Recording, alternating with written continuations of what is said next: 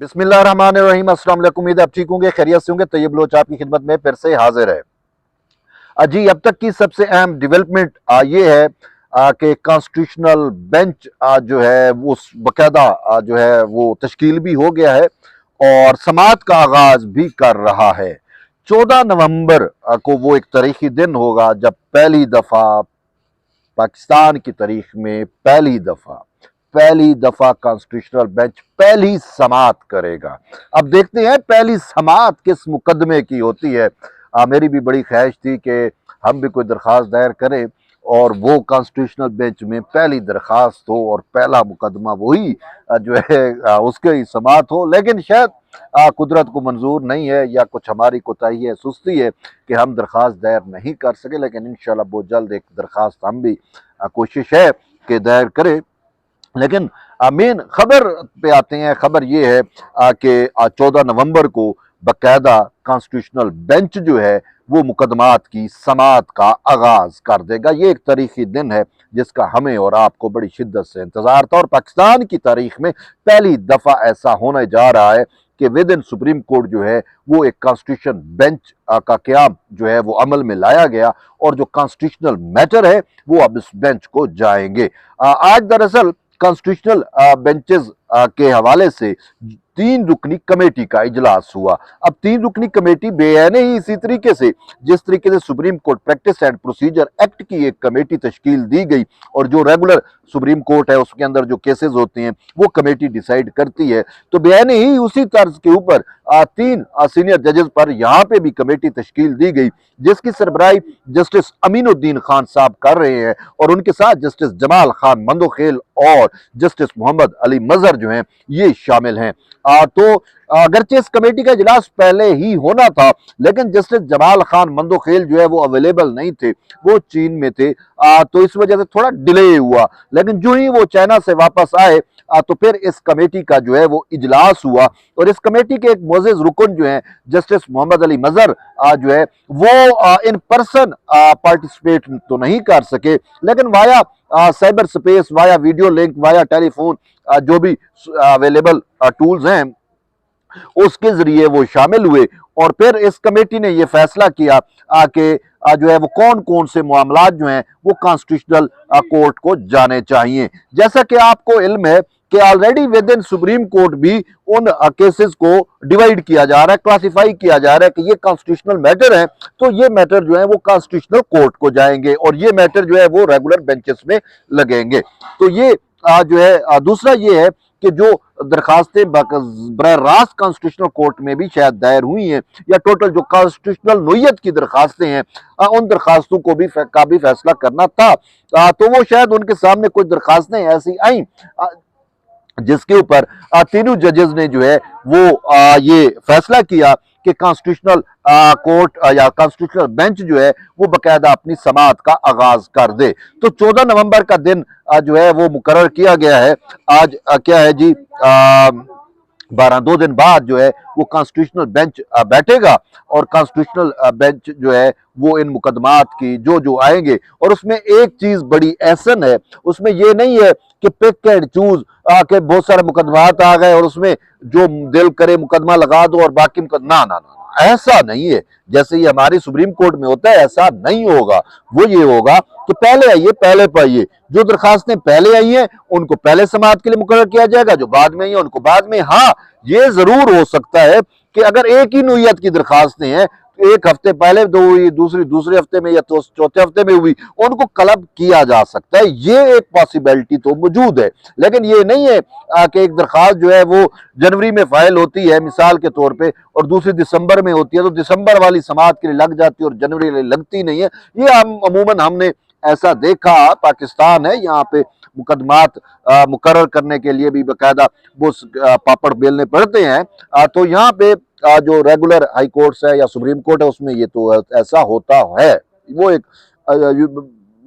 मतलब एक कड़वा सच है, आपके सामने है। मैं इस पे सब जानते हैं जिनका कोर्ट से वास्ता पड़ता है।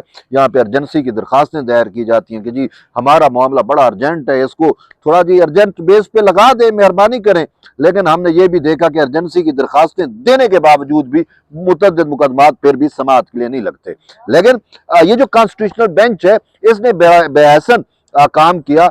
वो ये है कि पहले आइए पहले पाइए, यानी कि जो दरखास्तें पहले सुप्रीम कोर्ट में दायर हो चुकी हैं या कॉन्स्टिट्यूशनल बेंच के सामने आ चुकी हैं, उनकी समाअत पहले होगी और उन पे पहले ही फैसले होंगे। यहां पे पिक एंड चूज वाला मामला नहीं है।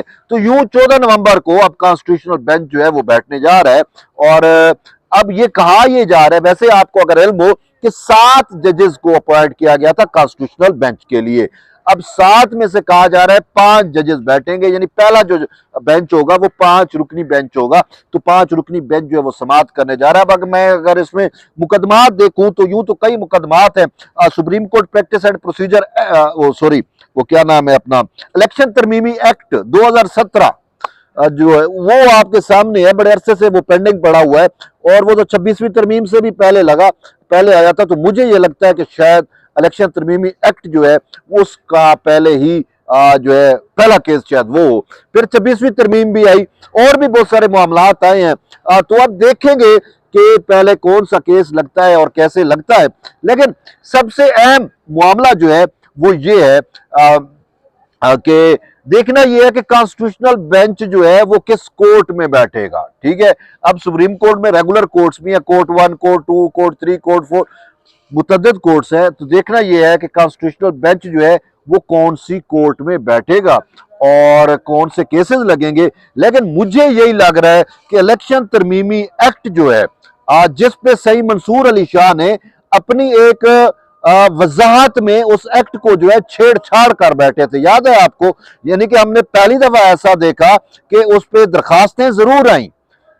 अब वो इलेक्शन तरमीमी एक्ट क्या है, मैं अगर आपको बताऊं कि 8 जजेस के फैसले को जो पार्लियामान ने अपने एक्ट के जरिए गैर मौसर किया वो है इलेक्शन तरमीमी एक्ट। ठीक है, और मखसूस नशिस्तों से मुतल्लिक था। और सही मंसूर अली शाह ने अपने चैम्बर में बैठ के ना उन दरखास्तों पे समाअत की, ना किसी को नोटिस जारी किए, लेकिन उससे छेड़छाड़ भी कर बैठे और अपनी ऑब्जर्वेशन भी दे दी वजाहत में। वो जो 18 अक्टूबर को सही मंसूर अली शाह की वजाहत आई उसमें सही ने बाकायदा ये कहा कि भाई ये जो इलेक्शन तरमीमी एक्ट है इसका इतलाक माजी से नहीं हो सकता। ये सही की ऑन द रिकॉर्ड है, स्टेटमेंट है बाकायदा। वो स्टेटमेंट क्या, वो एक, मैं तो उसे वजाहती आर्डर कहता हूँ, बहरहाल वो उसका सुप्रीम कोर्ट के आर्डर से कोई ताल्लुक वास्ता नहीं है।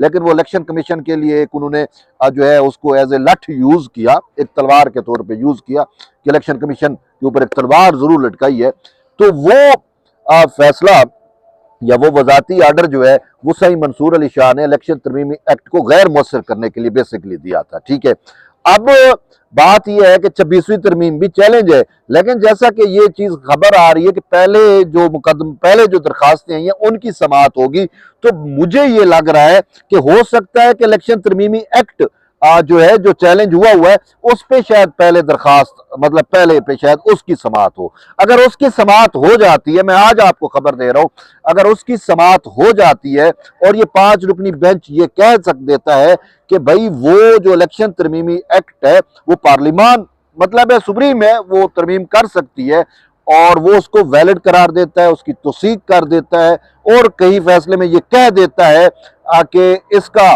इतलाक जो है वो माजी से भी हो सकता है। अब माजी से कोई ये नहीं है कि कोई 20 साल पुराना माजी है, ना बाबा, 1.5-2 महीने माजी की बात है, 1.5-2 महीनों की बात है। लेकिन सही मंसूर अली शाह तो तकरीबन 4 महीने 6 महीने पुराने पहले भी चले जाते हैं अपने आर्डरों के जरिए और 6 महीने आगे भी घड़ी रिवर्स कर देते हैं। वो सिर्फ सही को मलका हासिल है। बाकी पार्लियामेंट के बारे में भी वो कहते हैं कि पार्लियामेंट का कानून का जो है वो माजी से इतलाक नहीं होता, जबकि खुद उनकी मुतअद्दिद जजमेंट्स हैं जिसमें सही कह चुके हैं कि माजी से इनका इतलाक होता है पार्लियामेंट के बनाए हुए कानून से का। तो अब देखते हैं कि पहला मुकदमा कॉन्स्टिट्यूशनल बेंच में कौन सा लगता है, कौन सी दरखास्त है, और फिर यह भी देखने वाली बात है कि कॉन्स्टिट्यूशनल बेंच जो है वो किस कोर्ट रूम का इंतखाब करता है और कहां पे बैठता है।